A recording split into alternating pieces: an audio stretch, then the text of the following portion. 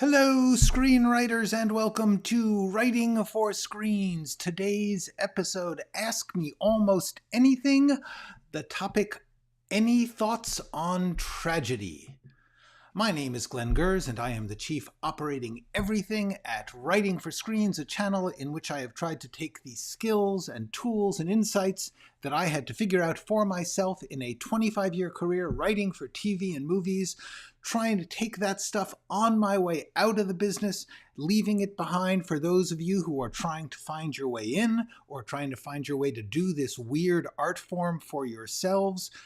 I do not have a system. I do not have a plan. Every single artist must find their own path. They must make their own path based in what they want to do, what their reality is, what they're able to do. All of this stuff only you can figure out. Maybe these things will help you, maybe they won't. It's up to you to try them out and choose for yourself to do what's good for you. There is no right way to be an artist. There is no right way to write a script. So therefore, what I have done is I have tried to create a channel with, here's a little screen grab of the main page of the channel at this moment. And on it, if you scroll down, you will see 3 playlists. These 3 playlists, scrolling down from the top, are Screenwriting Essentials, Screenwriting Tools, Skills, and Craft, and The Process, Being a Writer. These 3 playlists contain about 50 10-minute lesson videos, just a topic that I have taken on that I think is really, really useful or practical or in some way something that you can find useful to you. Tried to break it down into the simplest, easiest, most enjoyable, most practical form that I could, and I put it in a little video that has a very, very simple title and a very, very simple thumbnail. So you can just look through the thumbnails and see genre, flashbacks, dialogue, character, whatever the topic is, that will be 10 to 12 minutes on that subject. That's what I've got for you. It took me years to put these together, and I have tried to put everything I know into them. Having done that, I decided to do live streams, and I have now done hundreds of them. Every Wednesday at 1 p.m. now, I come on the Pacific Standard Time Zone, 1 p.m. Wednesdays, to talk about a different topic. Each day, it's a different thing, whatever's on my mind, whatever people are asking me. Today's topic is about tragedy, and I will get to that in a moment, but first I'm going to say some hellos. Okay. First of all, just wanted to point out, as the description might say, I can't answer questions yet. I need to take on the topic that I have brought to the table. When I am done with that, I will go back and try and answer questions. So, hello, Skepular. Thank you for your question. I'll get to it later. Hi, Donna. Hi, Pelicans.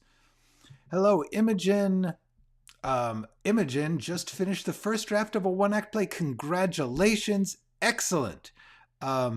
Doreen, hello. Willie, hello. All right. So let's get right to it. This was a question that was asked of me 6 months or a year ago. Any thoughts on tragedy? Someone was writing a tragedy, and they asked what I thought about tragedy as form for screenplays and for the movie business. That's a huge topic. I wasn't prepared. I set it aside. This week I looked at it, I said, I should get to that. So these are my thoughts on tragedy. Now, the first thing I have to warn you is I'm going to refer to a whole lot of different movies.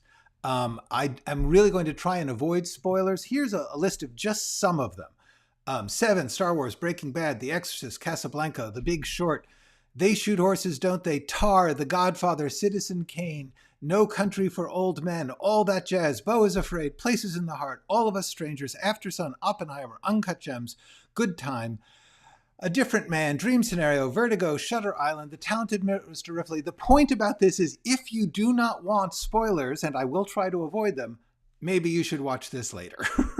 Okay, so let us get to it. The first issue is defining tragedy itself. Now, one of the reasons I was a little reluctant to get into this topic is because this question has been literally analyzed and theorized since the dawn of Western civilization. Among the earliest writing on art, the earliest thought about art has been about tragedy. There's a lot here. There's a lot of things that a lot of people have taken into account or tried to codify. I do not want to get into that. It is completely irrelevant to what I do here, which is to try and tell you my useful, practical insights into writing for screens in the present moment. So that's all I'm going to talk about. That's all I'm going to get into. There are many, many definitions of tragedy, uses of tragedy, meanings of tragedy, way, way too big a topic. So I am just narrowing it down to, if you are writing a script right now in 2025 and you want to write a tragedy, what is that? What is the point? How does it even fit? And that sort of is my take, is the word tragedy itself has become anathema. It has become very uncomfortable for the arts and entertainment business, if not community. So I thought, it used to be not only a genre, the most important, useful genre that there was. With comedy, basically half of all art, half of all drama. So what's happened? How has it come that tragedy has become an academic, uncomfortable, niche thing? And my answer to that would be, I think that we've overemphasized classical tragedy against the tragic sense, the tragic use of storytelling. So what I'm trying to do is focus on contemporary, in the moment, tragic sensibility, which means does not have to have death in it, does not have to follow a certain formula like a rise and a fall or a tragic flaw. I believe that what tragedy is really doing is confronting the audience with some painful truth, with some truth that they are reluctant or ambivalent about dealing with, which I think we all have. And when I say confronting, I believe that because obviously death, disease, age, illness, war, so many things are things that we try to avoid, escape, or not take in. And yet that is the purpose of tragedy in many ways. And the way I define confronting is not letting the audience off the hook at the end. Because many works of art nowadays deal with death and, with violence and with warfare and with disease and with the failure of love and all these things that are pretty harsh. But almost always they find a way to bring some form of redemption, the silver lining in some way. They say it's okay. And I believe that tragedy, the point of tragedy is to say, it's not okay, deal with this, look at this, accept it as part of your reality. And so that, to me, is the definition of tragedy, which I know is, as some people have said to me, a hot take or a weird perspective. But I do believe that it's valuable, because otherwise you're simply imitating old forms and old formulae, which can be cool, but I don't think that it's keeping alive the spirit of the thing that was originally intended. And this is not a better or worse thing. This is just how I look at it. So I'm going to get into some more granular detail here about this idea. For instance, the idea that you have a story that could be seen as tragic, but it is told in some way that takes us off the hook, in a sense. For instance, to name two novels, and spoilers for both of these, but I think they're pretty famous. And you probably know that The Great Gatsby is a tragic story. The story of Jay Gatsby is truly, truly an American tragedy. Moby Dick, likewise, a great piece of American literature, is a story of a tragic confrontation between a man and nature, between a man and a whale. But the key thing about both of those stories, as many stories are, is that there is a narrator, a witness who survives the tragedy, who is not, in fact, the tragic character.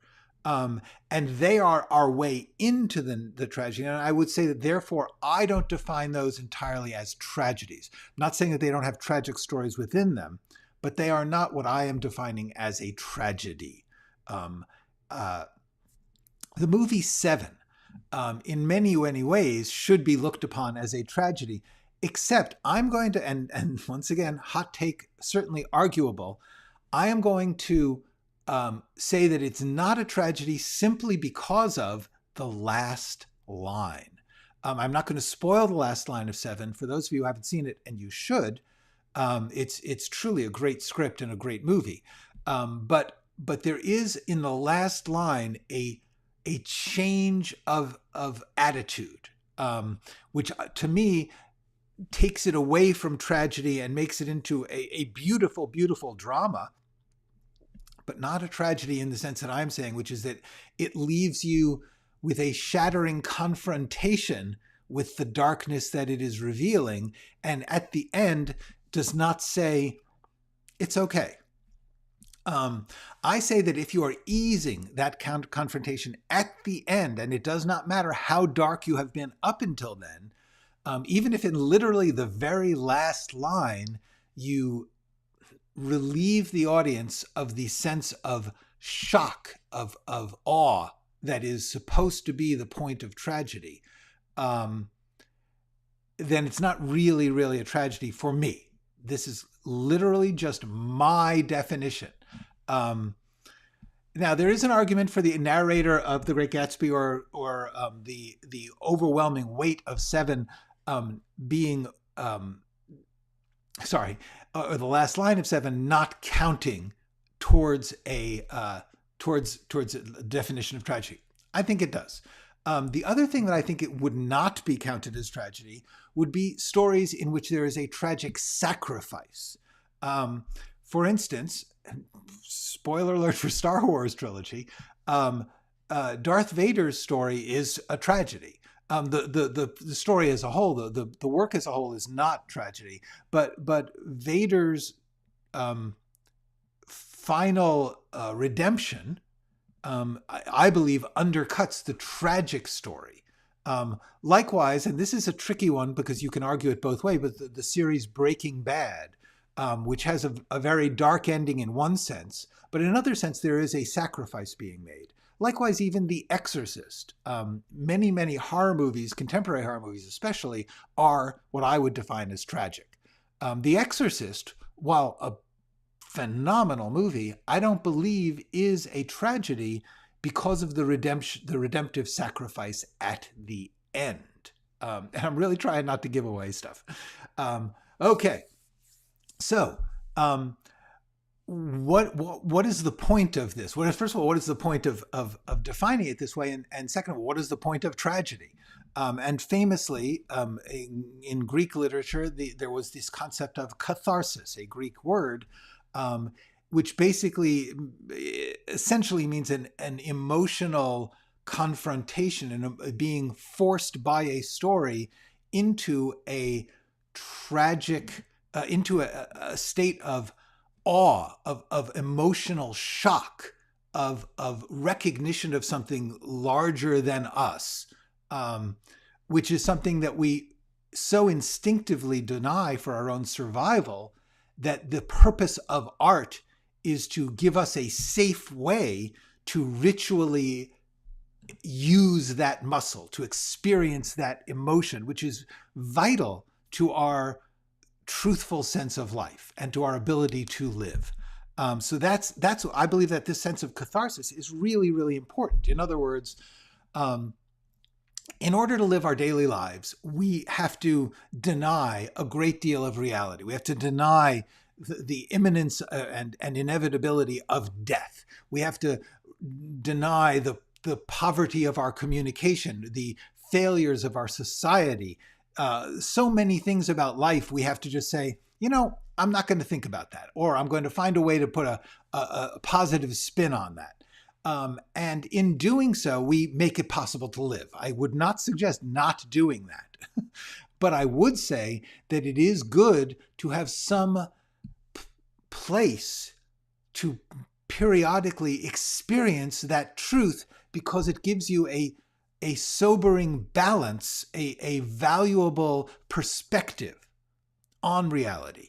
There is, in fact, a danger about denying reality. If you spend all your time denying death, which is certainly a crucial thing in order to survive, you also face death completely unprepared, and also, frankly, unwilling to recognize it as it approaches. So therefore, the famous memento mori, remember we will die, is a crucial part of culture and civilization. It's a crucial part of humanity, I believe. It's important to have a sense of the dark, the tragic, the full spectrum of reality. And in doing so, to feel a certain sense of humility, a certain sense of the fragility of life. These are valuable, valuable things. It is not good for our mental health when we don't allow ourselves to feel or say things that are clearly a part of life. And I believe that one of the reasons that people turn away from Hollywood entertainment, from popular entertainment, periodically there are waves, or for many people, permanent rejection of the art form, because it is dishonest, because it is uselessly trivial in that it will not take seriously our real experience. And that's not good for the business.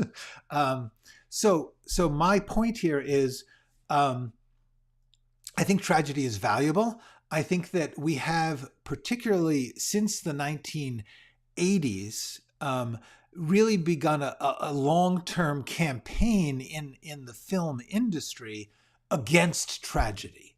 And that is, frankly, to me, unhealthy. It is a bad direction to go in, and I think we are paying the price of that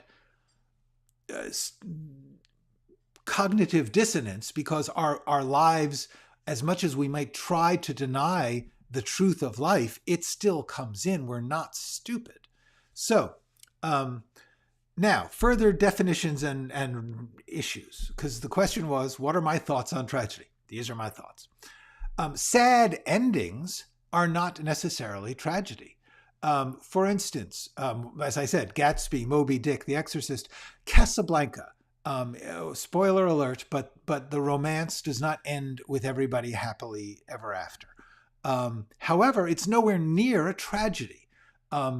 It has within it a tragic element, just like Gatsby, but it is in the form that allows you to balance that with a sense of the value of either having loved and lost, having learned from someone else's tragedy, in the case of Gatsby or Moby Dick, a sense of being able to share the recognition with others as a redemptive quality.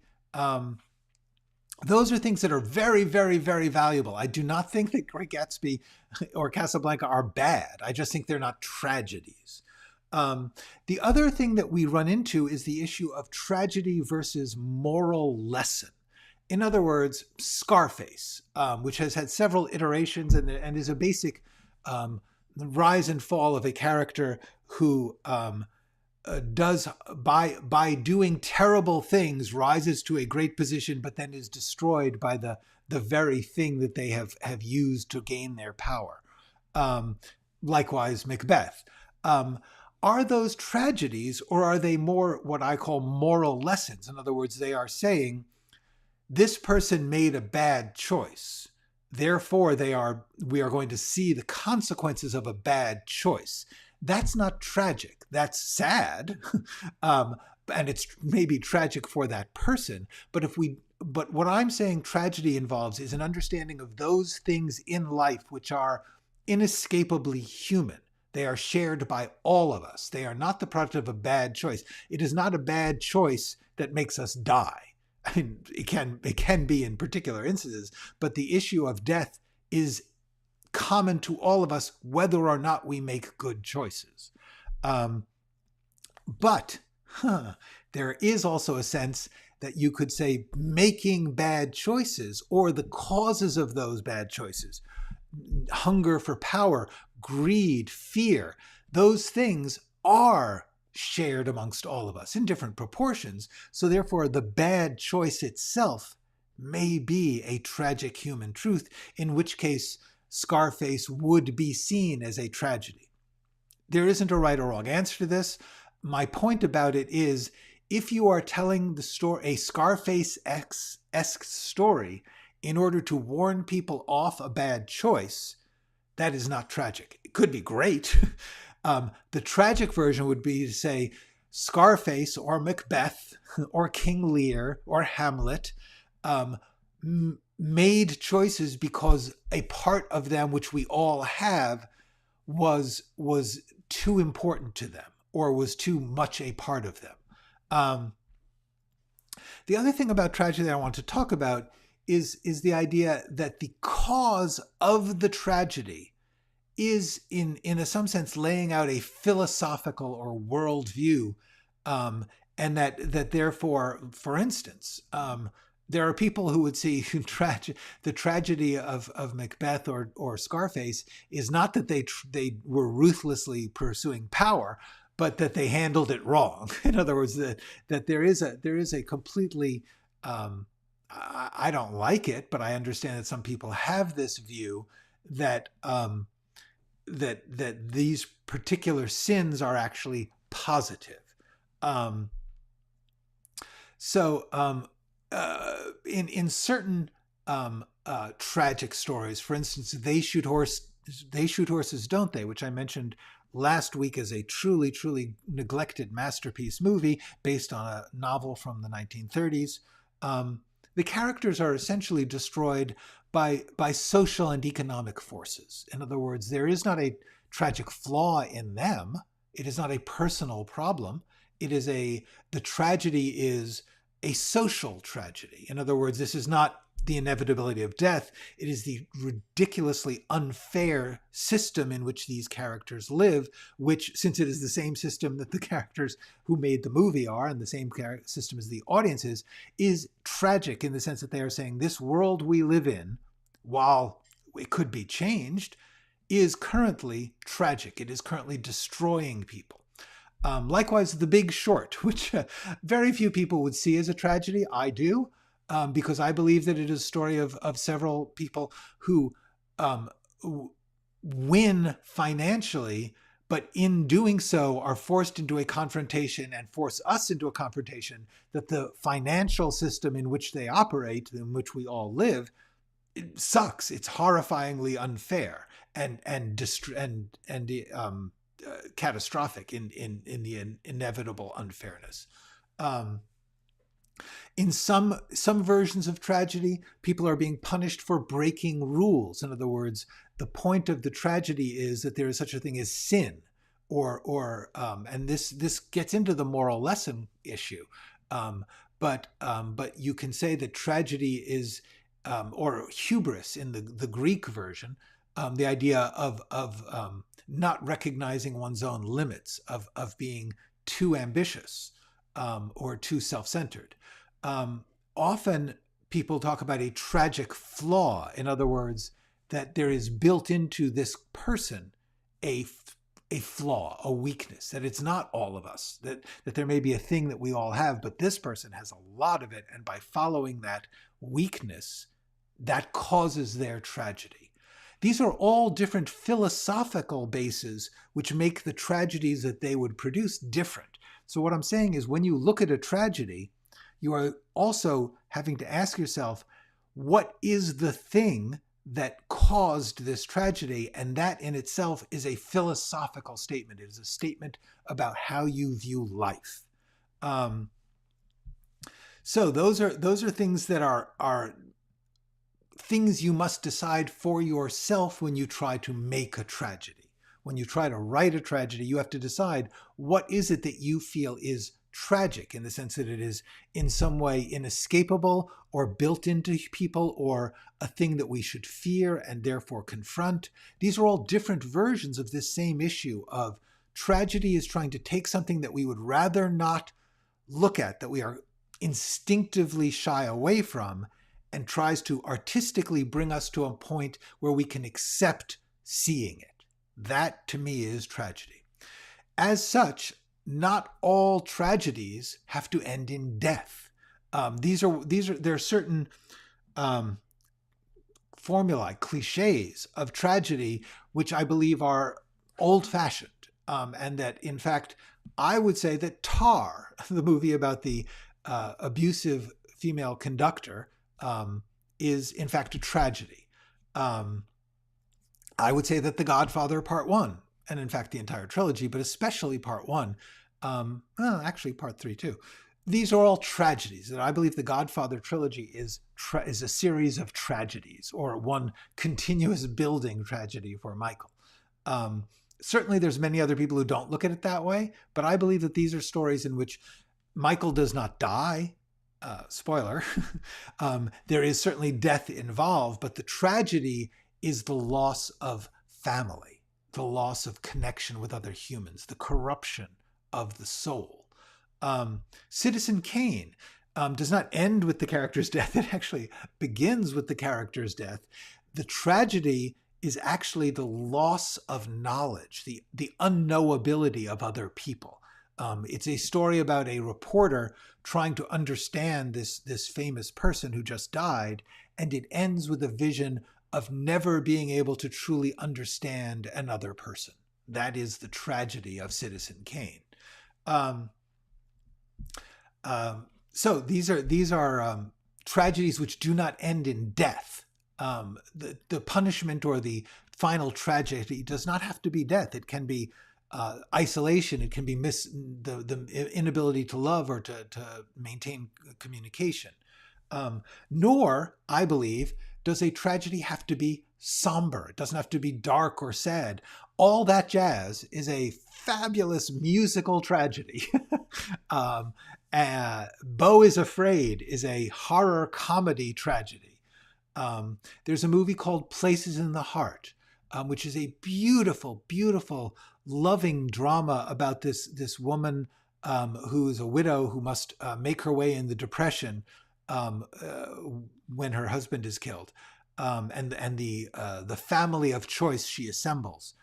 It's a beautiful movie, but it ends with a recognition of mortality, which is absolutely gorgeous and riveting and enlivening, but it is still, in my belief, tragic, because it is turning our eyes back to a thing that we are trying desperately to deny. Anyway, the other part of tragedy that was asked was, is tragedy possible now? Certainly, because, like I said, I believe that the entertainment industry, in its desperation to sell tickets over all else, has denied the value of tragedy. I believe it has caused social damage, personal psychological damage to the audience and to the people who make films. However, this is actually a weirdly good time right now. Tragedy is kind of coming back. Not coming back mostly in big movies, although I will say Oppenheimer, I believe, is a tragedy. In my definition, very much a tragedy. All of Us Strangers, gorgeous small independent film, definitely a tragedy. After Sun, Paul Mescal is apparently drawn to tragedy. The Safdie brothers, Uncut Gems and Good Time, absolutely tragedies. There's a movie called A Different Man. These are all small independent films. A Different Man with Sebastian Stan and Adam Pearson, stunning tragedy. But Dream Scenario with Nicolas Cage, in which a professor starts showing up in people's dreams, is a comic tragedy. It's a stunning tragedy, and it is very, very funny. There's lots of tragedy happening out there. There is a tradition of tragedy: Vertigo, Breathless, In Cold Blood, Talented Mr. Ripley. There are tons of tragedies that have made their way through the business. I do believe that in the past there was a a prestige in considered for tragedy. There was in the society, there had developed a belief that tragedy was the ultimate high quality art, and therefore a section of entertainment was preserved for it. Even though it wasn't going to sell as many tickets as Singin' in the Rain, there was always a section reserved for studio movies in which there were tragedies. It was the mark of seriousness. That lost its power over the course of the past 40, 50 years as box office took over all other values.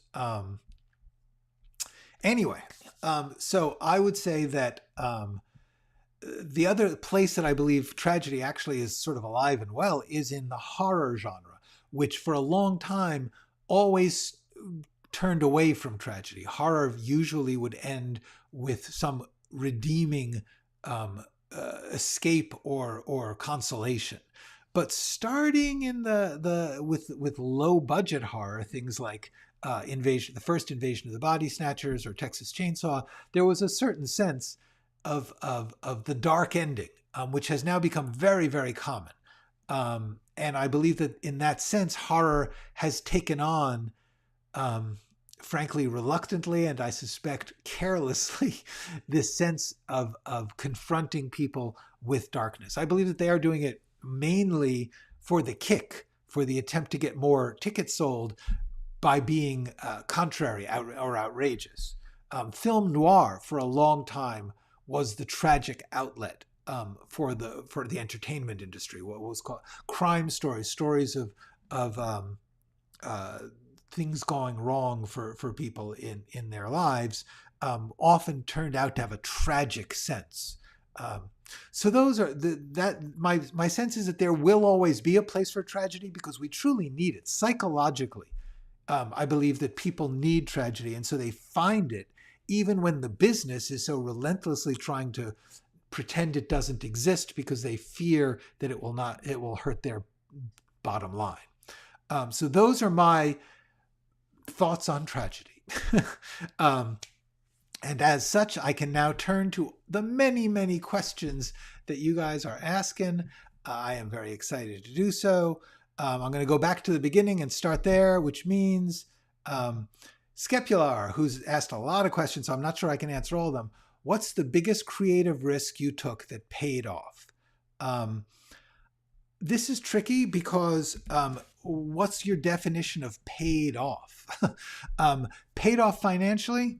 Most creative risks don't pay off financially. The issue is, for me, the risks that paid off were doing something that I loved so much that even though I lost money on it, it was by far worth it for me in my career, in my life.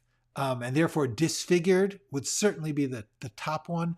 The novel I'm writing, there's certain things that I've done where I feel many things that I've done that were not financially successful were the biggest creative risks I took, and they did pay off. Now and then others do. The movie Off Season that I wrote, which was picked up by Showtime, became a Showtime movie, was essentially in many ways a creative risk that did pay off in the sense that I just wrote what I thought was good.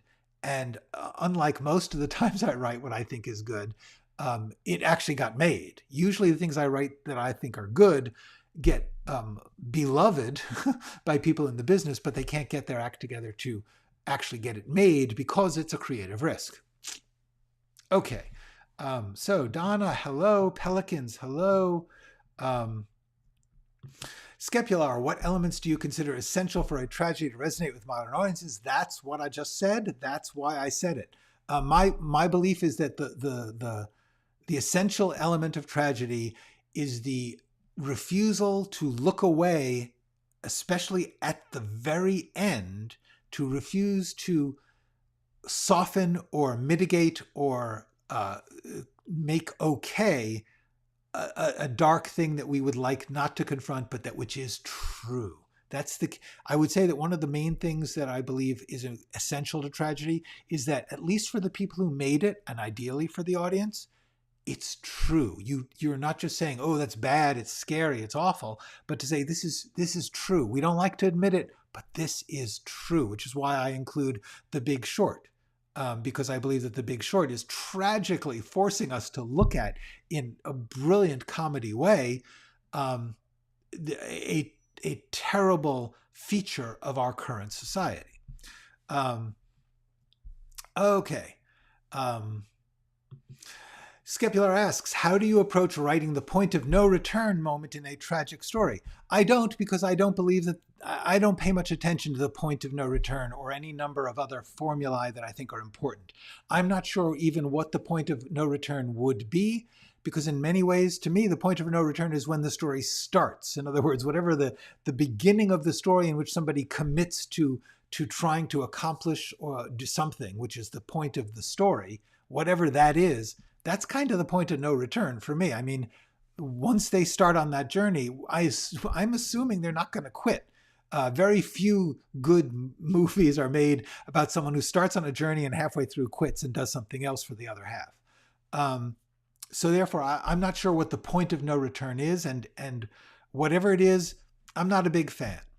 Hi, Doreen. Hi, Willie. Hi, Tom Lewis. How are you? And by the way, I do not mean to put down the concept of the point of no return. I don't have anything against all sorts of little gimmicks and formulae, the story circle, the Enneagram. All of those things may be useful for you in figuring out your story. I would just say beware when you have any of these formulaic things in the belief that by following this formula, by putting in a point of no return, you are making a good story. You may be, but you may not be. And by believing in some form of formulaic structure or formulaic gimmick, and I don't say gimmick in a negative way, actually, some formulaic element, you are counting on that to do the work of assuring you that the story is good. And the story actually is something you have to experience for yourself and understand for the audience. And that's, I believe, much more complicated than just having these things happen. Okay. Hi, Next Institute. Shane Black confronts the audience with hard truth. I actually would agree with that, depending on the project, but yes, that can be true. Life of Brian, indeed, yes, there is an argument for Life of Brian, and possibly even Holy Grail being tragedies. Would that make Chinatown a tragedy? Absolutely. Yes, yeah, there's no way that Chinatown's not, I mean, not no way, but in my definition, Chinatown is completely a tragedy. And Chinatown, spoilers alert, coming at you. The thing that makes Chinatown particularly tragic is there's sort of a dual tragedy happening. There's the tragedy of the Faye Dunaway's family, and the tragedy of the sense of corruption that goes on. But at the same time, there's the tragedy of Jack Nicholson's character trying to change the system, the experience, the lives of these people, and being unable to do so. So there's actually many tragedies within Chinatown. That's probably why I think it's good. What's the way of creating a tragic hero's fatal flaw that doesn't alienate the audience? Interesting about that. I actually have discussed that in detail in the character video. Please watch that.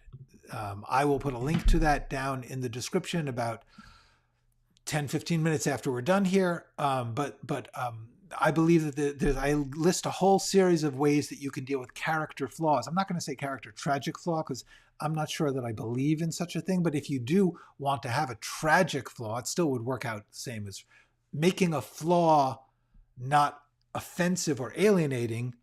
I list those there. So I'm going to just steer you to that. Hello, B. Bergquist.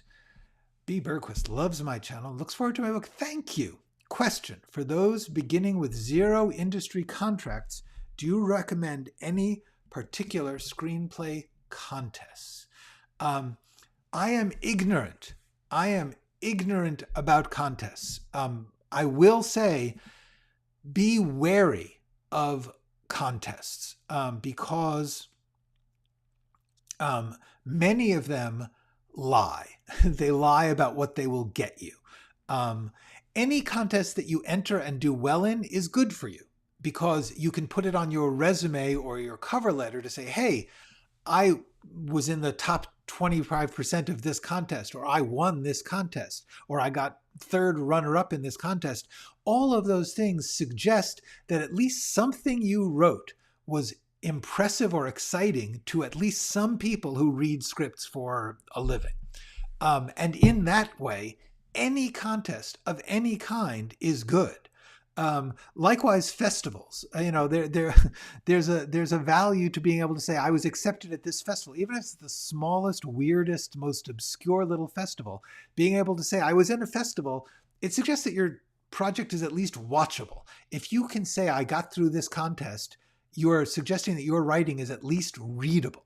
And in that sense, any contest is good if you can afford to submit, because they all charge you. The nickel obviously is famous, and if you are lucky enough to do even partly well in it, that's a cool credit to take. The thing I would watch out for is if a contest offers you like, oh, we're going to get you an agent, or oh, we're going to get you a pitch meeting with a producer. Recognize that most of those are formalities in which you are barely being tolerated. And honestly, a lot of these things, they're promising things they can't deliver. Many of them, you're going to get to meet with the lowest, juniorest, least important person in the company as a formality that the company is doing for whatever their reasons. Anyway, I would just say I don't know that much about particular contests, except I do also know Cinestory. Let me see if I think I have this. Cinestory. No, I don't seem to have it. But there's a program called Cinestory, Cinestory. They're good. They're a contest in which what they are offering is mentorships and a weekend with a great number of professionals, screenwriters, producers, etc., who they work with your scripts. It's real. It's a good contest. The problem is you have to be able to afford to go to the thing you want. In other words, for most part, maybe a bunch of people can win a place in this mentorship retreat, but you don't necessarily get paid your travel expenses. So that's the drawback. But it is a damn good experience if you can manage it. Other than that, I honestly don't know. I would just say I personally believe that festival contests are better than contests. If you can get into, many festivals have screenwriting divisions or contests within. And the cool thing about that is, once again, if you can go to the festival, this requires that you be able to travel and you have money to do this. But if you can do that, it's a great way to introduce yourself to a large number of other people who are also trying to do the same thing. There will be functions at festivals, which is not true of an online contest, but there will be actual cocktail parties and screenings and classes at festivals. So therefore, I personally would steer you towards festival contests or festival entries instead of just plain contests. That's just me. Willie says, Dogville, Dancer in the Dark, and maybe other Lal Share movies are tragic. Yes, absolutely. There's tons of tragedy out there. So let me keep going. Patrick says, what is your thought on AI being used only as a tool for brainstorming and outline? I hate it. I think it's a terrible idea. I understand it. I recognize that many people feel it's useful. My feeling is that whatever you're going to be getting is essentially taking away the value of your own work. In other words, sure, you might see AI might run through 50 possibilities and give you 50 story ideas. the value of a story idea is that it came from you, and that whatever your weird, particular, limited point of view is, is what makes your work valuable. Anything that you do, and this, by the way, I don't just include AI. I would say if there's some software program or if there's some book out there that says 50 great story ideas and you use that to brainstorm, it's okay. But it would be better for you to interact directly with art, to say, I'm going to watch 50 movies and think about what they make you think about and your variations on them. That's, to me, a better form of brainstorm prompting. Even if you were to, the thing about AI is that suppose AI could come up with something that you couldn't, and that's entirely possible. What's the value of that? I don't see that it helps you. It's sort of like a cheat code, which may be necessary, but to me, I don't understand the value. I think that people are thinking in terms of end results instead of process. And as long as you're trying to find the end result, the natural consequence of saying, I'm going to use AI as a brainstorming tool or outlining tool, is that essentially you're going to say, I'm going to take part of my writing and let someone else do it. Whether that is an artificial intelligence or even a person. If there was a service out there, and there probably are, where you can essentially hire someone to do your outline for you or help you to brainstorm for you, and that's a person and not an AI, it's still a bad idea as far as I'm concerned. Do whatever you do as best you can. That's the essential act of writing. Anything that you do that outsources that, to me, seems unwise. It seems like you are undercutting your own abilities and your own value. So I am a big opponent of using AI for those things, even though obviously they may bring you great stuff. But like I said, that's like, I'm also not a fan of, the people who sell decks of cards now that are like story idea cards or theme cards or character cards or whatever. And you're just like, yeah, sure, but you should be making those in your head. You should be doing that yourself. And in fact, I did a video about that called Brainstorming and Scrap Piles. Please take a look at that. I will put a link to it in the description of this video about 15 minutes after we're done being live. But the point about my vision of brainstorming and scrap piles is scrap piles. If you start making a pile for yourself of character ideas, bits of dialogue, descriptions, story ideas, plot twists, whatever, just open a document, say characters, and then whenever you think of one, or even see one you like, ooh, the guy in Jaws who was the ornery captain, cool basic idea for a character, just jot it down. Make your own database, make your own library, because the very act of thinking and choosing, you are unconsciously steering the art to be valuable because it is distinctly yours. And so therefore, I urge you to not use AI for that, but instead to start to build up your own natural brainstorming scrap piles. The more you do it, the better you get at it. The more you do it, the more you find yourself having jotted down some description a year ago, and then you look back at your scrap pile and you're like, oh, wow, that's good. At the time, it was just a thought. Over time, it's like muscle building. You are building your own skills and range. So I beg you, do not use AI to do your writing. Just don't. I mean, I wouldn't even use it to check my spelling or grammar, honestly, because it's often wrong. Okay. Have you noticed changing audience appetites for tragedy over the years? This is tricky because I'm not sure that it's a changing audience appetite. The industry is steering people away from tragedy, which means after a while it's just unfamiliar, and people tend to like what they are fed.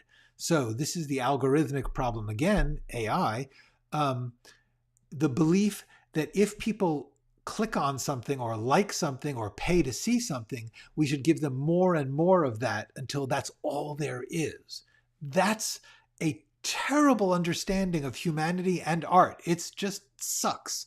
But I do believe that the industry, in attempting to optimize their profits, and I do not say profits in a scornful way, profits are good. Optimizing your profits to the extent that you exclude other things is not good. And that's where I think we run into the case that tragedy has been sidelined because the people in the industry see it's not paying as well. And that sucks. David Wright says the ending of Seven is the script is completely different from the movie. Mills lives, dies, Tracy lives, Somerset. Wow, I'll have to reread that. I thought I had. That's interesting. Interesting. Okay. That's really cool, David. Thank you. I did not know that. If that's true, that would be the second time, because there's a movie by the same writer called 8mm, which he has disavowed. He hates the changes that were made to it. I kind of like the finished movie better than his script. And I think Andrew Kevin Walker is a great screenwriter. But it is interesting how things develop. And that includes whatever brilliant, famously Chinatown, one of the great American film tragedies, ended differently. It ended tragically, but not quite as tragically as that. Anyway, Greek tragedy was about mortals failing to accept their fate determined by the gods. Modern tragedy replaces the gods with their sin. I don't even know if it is their sin, though. Different phases of tragedy, indeed, have different. Once I said, as I said, the sense of the tragic is operating on a philosophy, and that philosophy is revealed by what the tragedies make tragic. So the gods in Greek philosophy, the idea was that there were these gods who were determining fate, or having their own whims that you were not supposed to cross, was the source of man's pain. Later, there was a sense that sin and not acting right was the source, or original sin, which is even more unfair. Anyway, the answer is yes. The sense of what is tragic is related to our sense of what is the meaning of life, what is the workings of life. And that's why I think tragedy is valuable. It connects us to those philosophical approaches. Okay. Hi, Haskell. It's okay. Don't worry that you are late. Okay, no more comments or questions, please. I'm going to run out of time. Next Institute says, I think my novel, finished, not yet pitched, may be a tragedy in your definition. The ending is actually a double-edged sword. The way you look at it determines if it's tragic. Well, that's cool. That's legit. And I think there are many tragedies that may work that way. Also, there is a legitimate argument for Gatsby or Moby Dick being tragedies, in the sense that if you are not seeing, like, Gatsby is not necessarily Nick's story, it is a recounting of Jay's story. I don't know. Whiplash and Black Swan.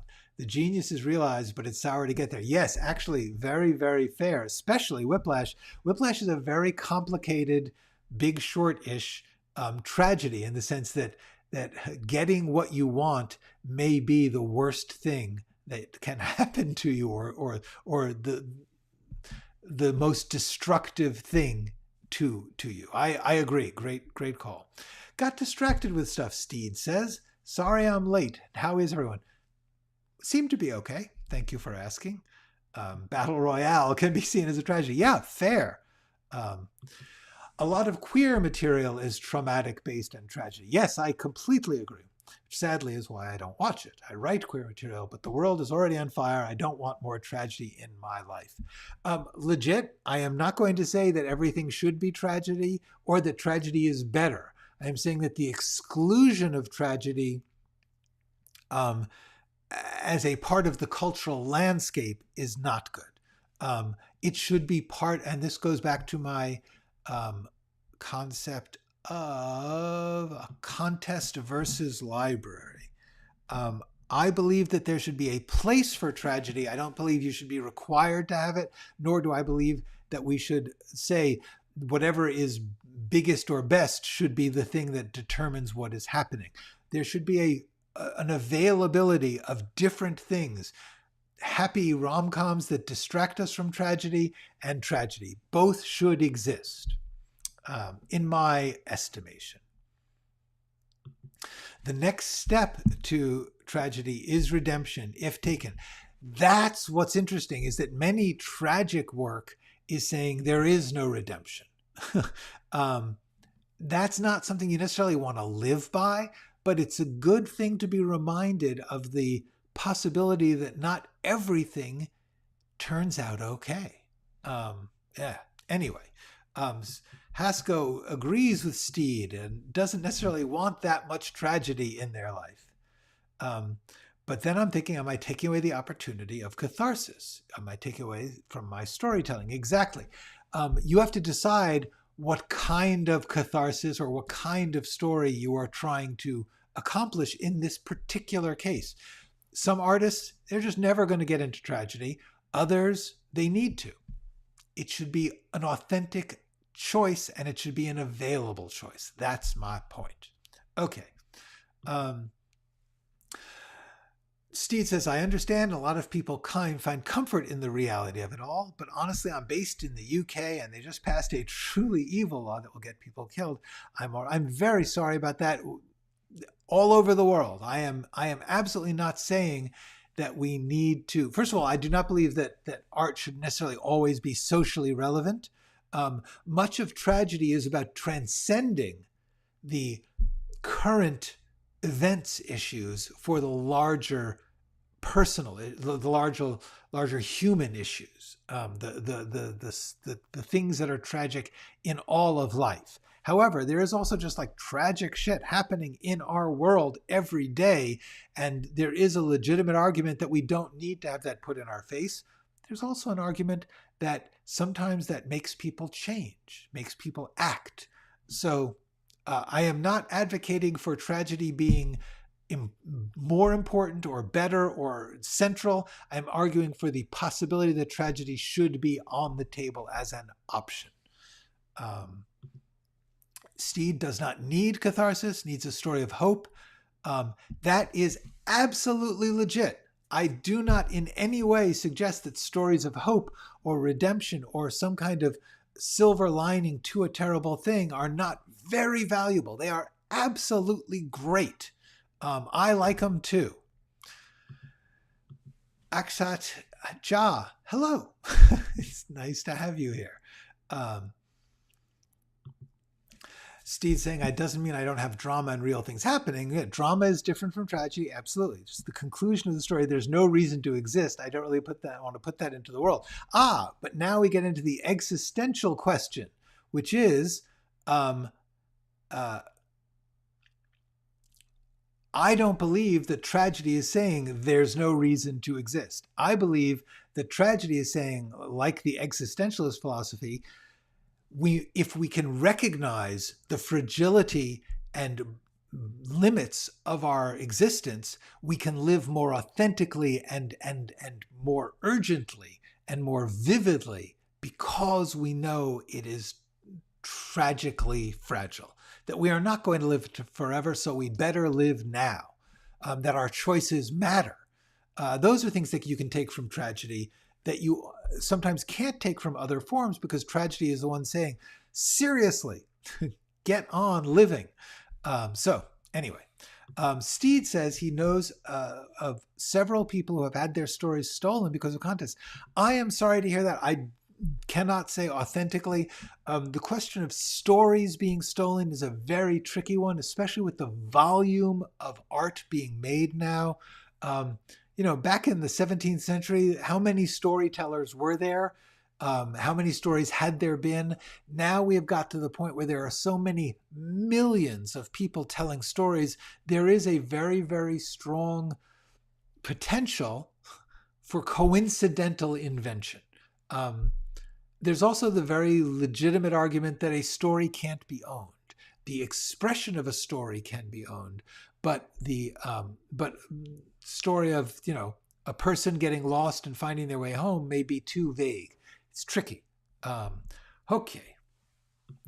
What are we talking on? We are talking, but unfortunately we are about to stop talking. So I got to ask no more comments because I'm going to be stopping. We're talking about right now anything you want, but tragedy has been the subject. Okay. Yes, Steed is skeptical of contests unless from a proper, legit company. Also, beware and read their stance on AI. It may be used as a farm to steal stuff. Yes, all true. Do your homework to the extent that you can. Do not believe what they offer as advertising. Recognize that for me, the value of contests is the ability to show the acceptance by at least some form of institution. Also, check publication rights if they aren't going to own your items. I have not heard about that, but God knows it's very possible. Companies are full of evil intention.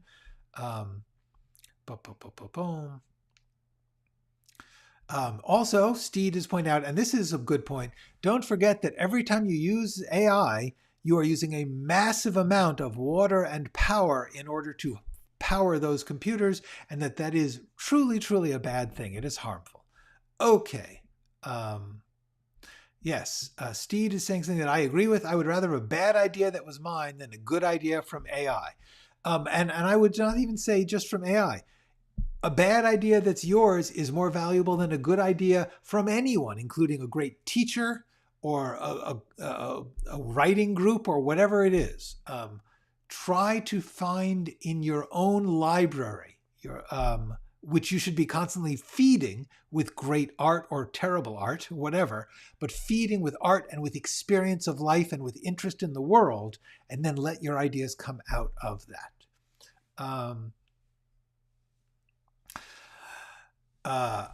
Willie is afraid that he won't be able to get my dream job because the industry will use AI.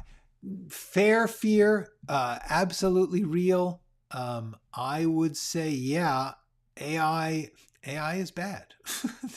There's really, really very little at the moment creative use for AI that I think is valuable. It's just the downsides are too big. Okay. The best display of change from script to book, from book to a movie was The Shining. Yeah. How the car and the color in the book is crashed left alone. I don't remember a car in the book on the highway, but I haven't read the book in a long time. But certainly I remember many, many differences from the Shining from the book to the movie. The movie is essentially a whole new thing. It's sort of inspired by the book, but The Shining is its own thing. 12 Angry Men is an evergreen hope story plus a terrible tragedy. Yes, but I would say that 12 Angry Men is decisively not a tragedy. Everything Everywhere All at Once, combined tragedy with catharsis. Interesting thought. I don't know. I don't know about, I believe that, oh, by the way, catharsis is not only achieved through tragedy. Catharsis in the sense of an artistic method, an artistic form which allows you to connect with emotions, frankly, of any kind. So therefore, I believe that catharsis is also provided from comedy. Being able to see the ridiculousness of life, be able to laugh at things, that is cathartic. I believe that the use of catharsis in art is not just the awe, and they mean that in the awe, like the religious sense, of recognizing the powers far beyond humanity. I believe that the point about catharsis is the ability for art to provoke us to think or feel in a way that we are either distracted from or dissuaded from for either public reasons or private reasons. The whole point about art to me is that it opens us up to those things which we ordinarily do not let ourselves connect with. And that could be good or bad. And with that, I am going to say so long. I'm going to say see you next week. And I am going to say thank you and go write something.